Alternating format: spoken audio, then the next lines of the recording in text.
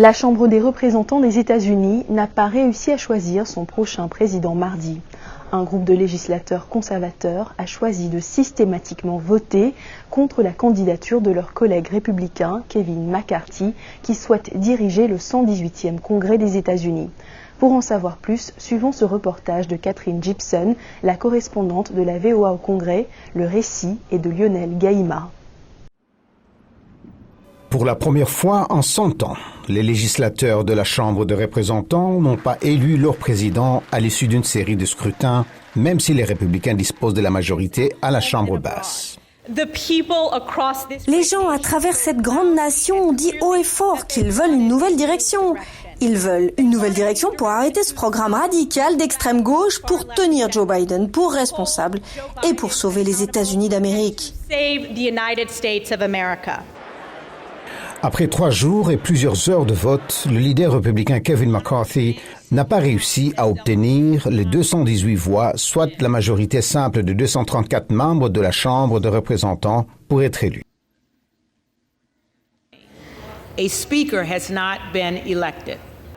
Les républicains ont une courte avance dans la nouvelle Chambre des représentants, ce qui signifie que McCarthy ne peut perdre que 4 voix et être élu à la présidence. Pas moins de 20 républicains conservateurs se sont opposés à sa candidature. Le type qui veut devenir président de la Chambre des représentants affirme que Washington est brisé. Il l'a dit dans l'une de ses plus récentes correspondances. Il est intéressant de noter que pendant les 14 années où il a été à la tête du parti, il n'a pratiquement rien fait pour changer les choses. Et il a préféré voter pour les républicains conservateurs Jim Jordan de l'Ohio. Peut-être que la bonne personne pour le poste de président de la Chambre n'est pas quelqu'un qui le veut vraiment. Par contre, les 212 démocrates de la Chambre ont voté pour le leader démocrate entrant, Hakeem Jeffries, au poste de président de la Chambre.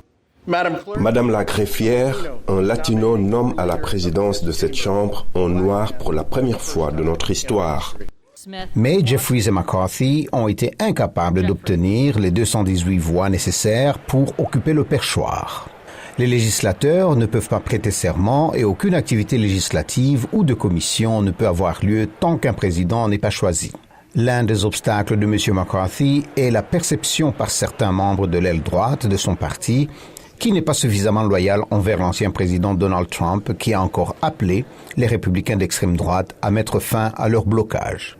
La session de la Chambre a été ajournée mardi et des nouveaux scrutins devraient se tenir ce mercredi jusqu'à ce que quelqu'un émerge avec une majorité. Il n'est pas exclu qu'un nouveau candidat républicain puisse se manifester. Et oui, quoi qu'il arrive, ce 118e congrès est déjà entré dans l'histoire, puisque ce blocage dans l'élection de son chef n'était pas arrivé depuis un siècle. Cette élection de celui ou celle qu'on appelle ici le speaker est une étape cruciale et inévitable pour acter cette entrée au congrès. Nous continuons de suivre de près cette information pour vous.